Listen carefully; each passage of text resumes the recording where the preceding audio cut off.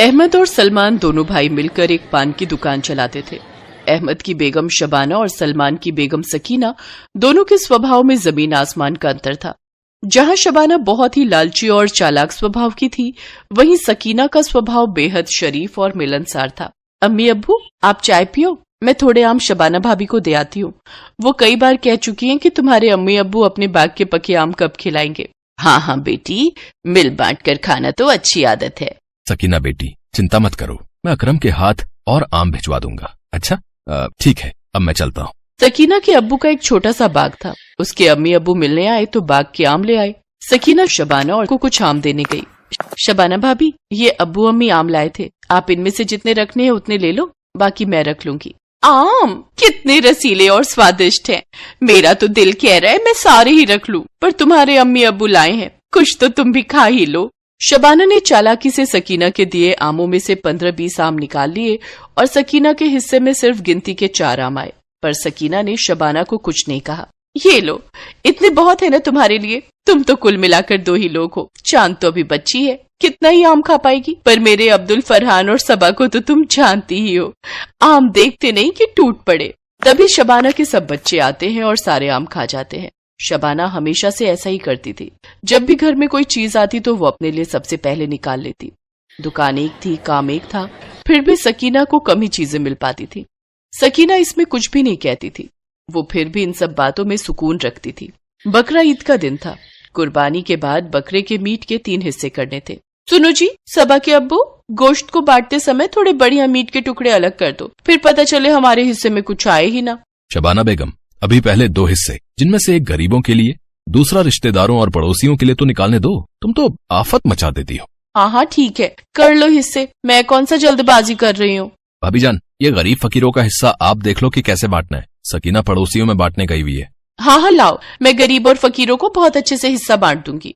शबाना ने अपने देवर से मीट का हिस्सा, जो कि गरीब फकीरों के लिए निकाला गया था, वो ले जाकर रसोई में छुपा दिया और उन गरीब फकीरों का हिस्सा निकला ही नहीं। अरे कौन देख रहा है गरीब फकीरों को उनका हिस्सा मिला भी है या नहीं? ये तो सिर्फ मैं जानती हूँ कि उनके हिस्से का गोश्त मैं खा जाऊंगी। अरे थोड़ा सा ही तो निकाला है अपने घर के लिए, बाकी सब तो रिश्तेदारों और पड़ोसियों में ही बांट दिया। ऊपर से अब ये गरीबों के लिए भी निकाल कर रखो। पागल थोड़ी है, इतना महंगा बकरा काटा है, कुछ तो खाने को मिले। तभी सकीना आ जाती है। अरे भाभी जान, सबको बांटने के बाद भी हमारे घर के लिए काफी मीट बच गया। हाँ वो अच्छा है ना, आराम से 2-3 दिन खा ले। सब लोग मिलकर बकरा ईद का त्योहार मनाते हैं। शबाना ने इस बार गरीबों का हिस्सा नहीं निकाला, ये बात घर में किसी को भी पता नहीं थी। सब खा पी कर बैठे ही थे कि अचानक एक भूखा गरीब चौखट पर आ जाता है। ये भूखे गरीबों को भी चैन नहीं है, नाक में दम कर रखा है। माफ करो मियाँ, जाओ, ये थोड़ी है कि आज बकरा ईद है तो तुम सबको मीठी बांटते रहेंगे, हम घर में भी तो खाएंगे। अरे भाभी, ऐसे दरवाजे पर आए किसी जरूरतमंद बेचारे को खाली हाथ नहीं लौटाना चाहिए, और आज तो वैसे भी बकरा ईद का मौका है। रुको बूढ़े बाबा, मैं आपके लिए कुछ लेकर आती हूँ। सकीना जल्दी से रसोई में जाती है और बूढ़े बाबा के लिए खाने की चीजें लेकर आती है।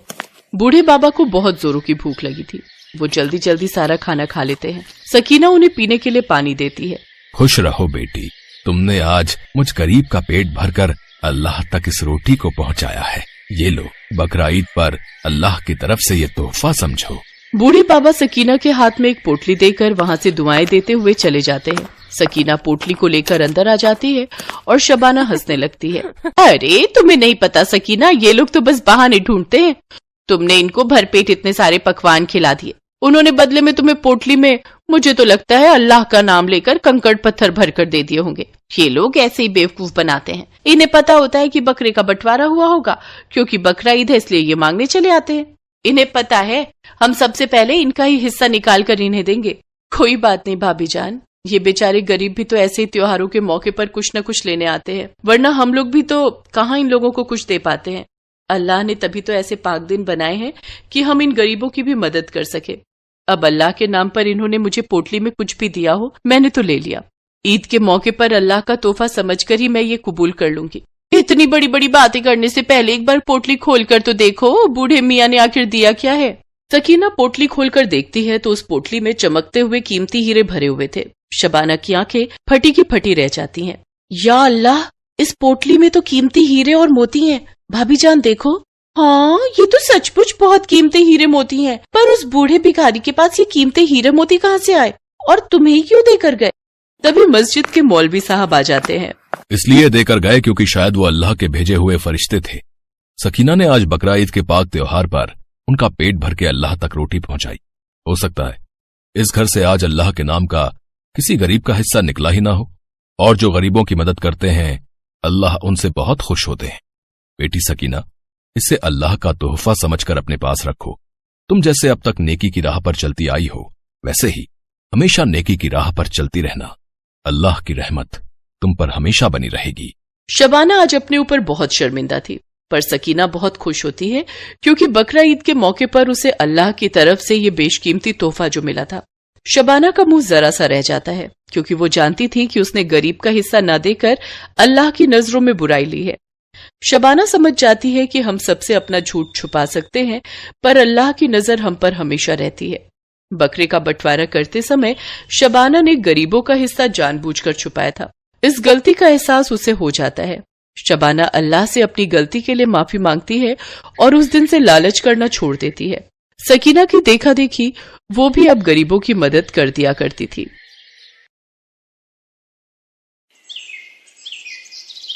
उर्मिला माधोपुर गांव में रहती थी।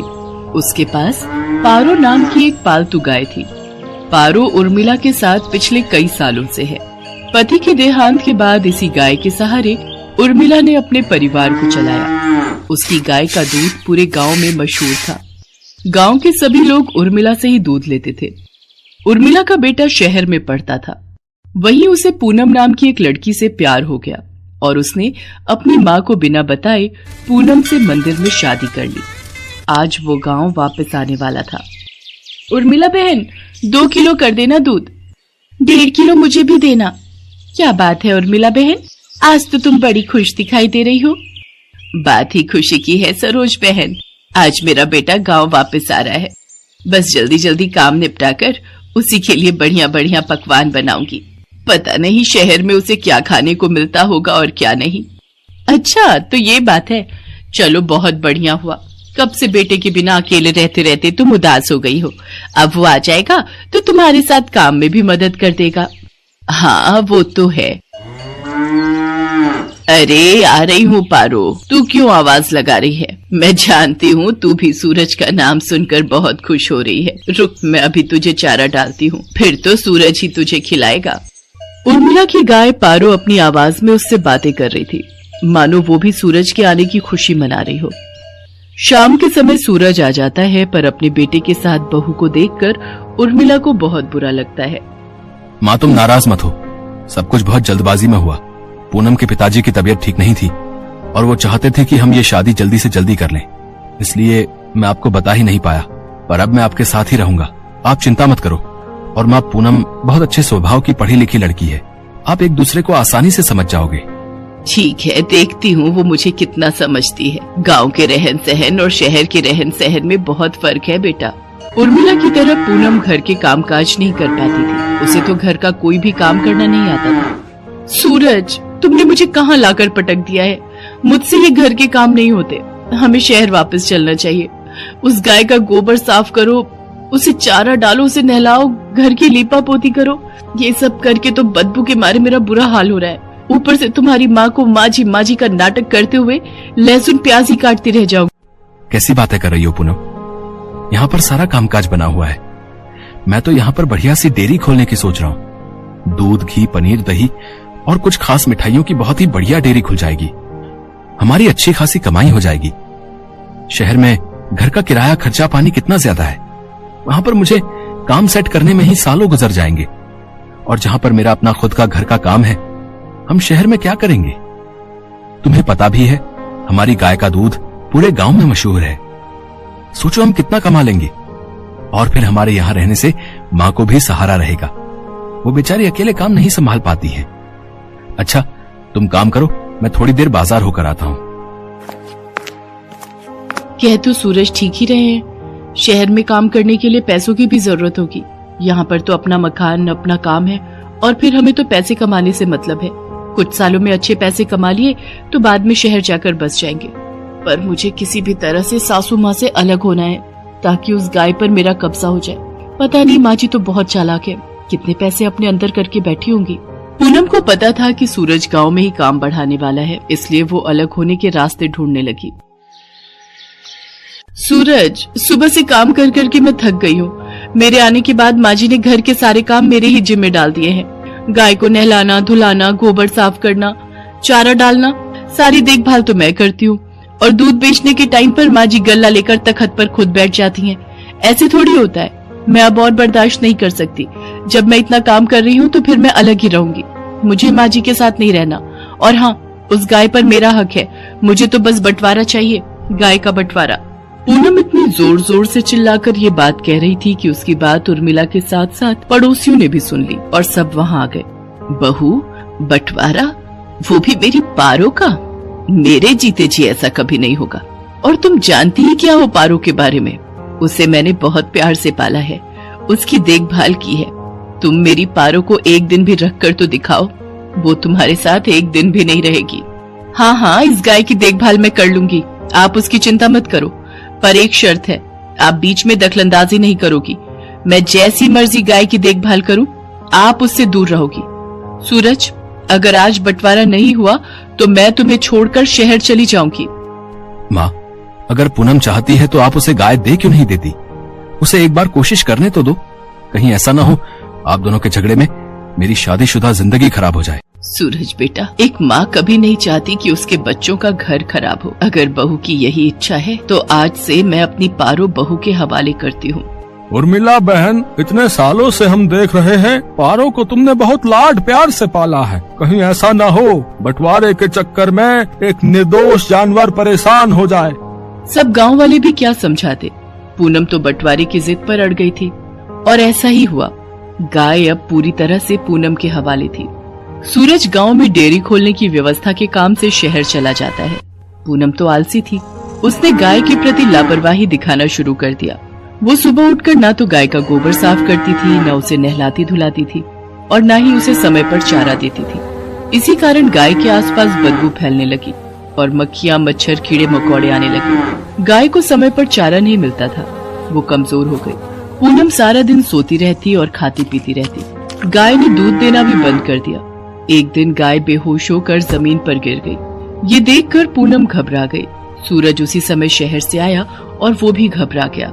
उसने उर्मिला को आवाज लगाई। उर्मिला दौड़ती हुई अपनी पारो के पास आई और बिलख बिलख कर रोने लगती है। पारो, पारो उठ, देख देख, मैं तुझे आवाज लगा रही हूँ। पूनम, पारो की देखभाल की जिम्मेदारी तुमने ली थी ना, फिर उसका ये हाल कैसे हो गया? मुझे माफ कर दो सूरज, गलती मेरी ही है। मेरे कारण पारो आज इस हालत में है। मैं सचमुच माँ जी की तरह पारो की देखभाल नहीं कर सकी। माँ जी, मुझे माफ कर दीजिए।